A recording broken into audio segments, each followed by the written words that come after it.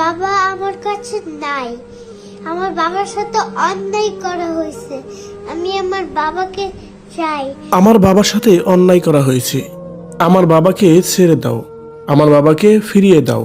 এভাবে যেন জাহের আলভির ছেলে রিজিক কান্না করে করে বাবাকে নিয়ে কথাগুলো বলছিলেন লাইভে এসে। হঠাৎ করে কেন এমন কথা বলছে রিজিক? ভিউয়ার্স, জাহির আলভির গ্রেপ্তার হওয়ার পর সোশ্যাল মিডিয়ায় অনেক বেশি আলোচনা দেখা দিয়েছে। কি বলছে তার ছেলে রিজিক আরও, এ বিষয়ে জানতে সম্পূর্ণ ভিডিওটি দেখে আমাদের সঙ্গেই থাকুন। আমার বাবা আমার কাছে অনেকদিন পর আসছিল, আজকে আমার বাবা আমার কাছে নাই। ছোট পর্দার পরিচিত মুখ অভিনেতা নিয়ামতুল্লাহ ভূঁইয়া ওরফে জাহের আলভির অবশেষে তার স্ত্রীর মৃত্যুর ঘটনার দায়ের করা মামলায় আদালতে আত্মসমর্পণ করেছে।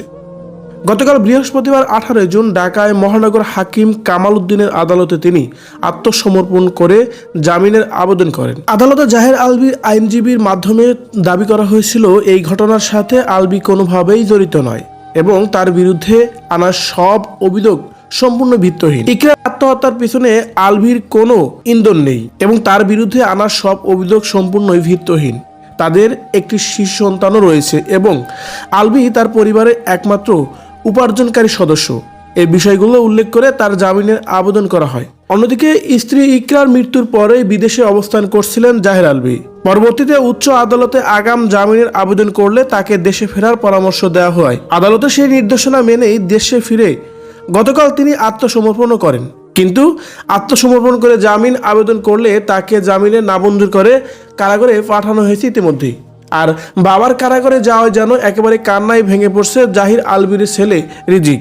তাই তো রিজিক কান্না করতে করতে লাইভে এসে বলতেছিলেন, আমার বাবা নির্দোষ, আমার বাবাকে কেন তারা ধরে নিয়ে গেল?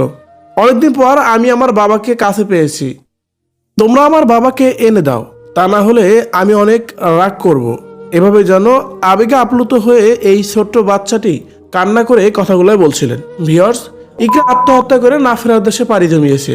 আর সেই পরিপ্রেক্ষিতেই বাদী হয়ে ইকরার বাবা জাহের আলভির নামে মামলা করেছেন। আর সেই পরিপ্রেক্ষিতেই জাহের আলভিকে গ্রেপ্তার করা হয়েছে ইতিমধ্যেই।